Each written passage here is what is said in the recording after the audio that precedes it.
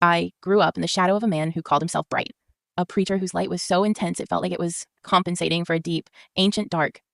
He didn't tell me his story all at once. I gathered it in fragments. From the way he'd weep at Grandma Peace's house on Saturdays, and from the sermons where he'd describe an architect named Norm. Norm was a lighthearted optimist who thought love was just synergy, until his wife Vale proved to be the better architect. My father described Norm's jealousy as a disfigurement.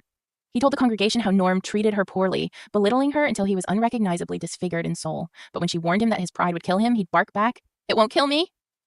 The incident was the ghost in our hallway. He'd recount the day he walked toward the unsecured area of the site. Vale warned him he would die if he came further. He screamed that he hated her.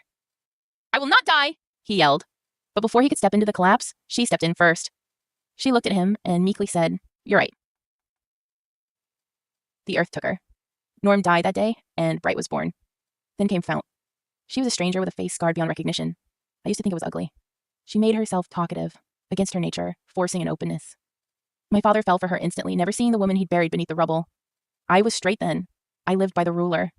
I was the top of my class. My room was a sanctuary of right angles, and I hated Fount with a holy fire. To me, she was a foreigner, stealing a dead woman's throne. The entire small town seemed to agree with me about her, although she seemed to know her way around better than most. I spent my Saturdays at Grandma Peace's, venting my zealous rebellion. Grandma was a vacuum of judgment.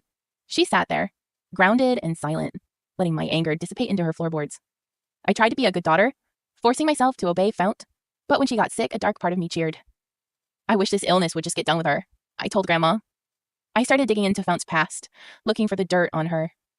But as I researched, the blueprints shifted. I realized the dirt I was finding was the very rubble my father had described. Fount wasn't a stranger. She was Vale. She had crawled out of the earth, changed her name, and lived a life that felt unnatural, which may be why my dad, too, seems unnatural in his work. Nevertheless, I saw myself then, a natural Pharisee. I had been murdering my mother's identity in the name of honoring her memory. The difference between the two women was a wall I had built myself. The moment I let go, the friction stopped. I wasn't straight anymore. I became Myrrh. My unrest was trashed, channeled, absorbed by my mother. My thinking became much more orderly after this point. My zeal ripened into altruism. My unattachment for higher purposes became provokingly brilliant to several hard hearts in the community, and my mother recovered.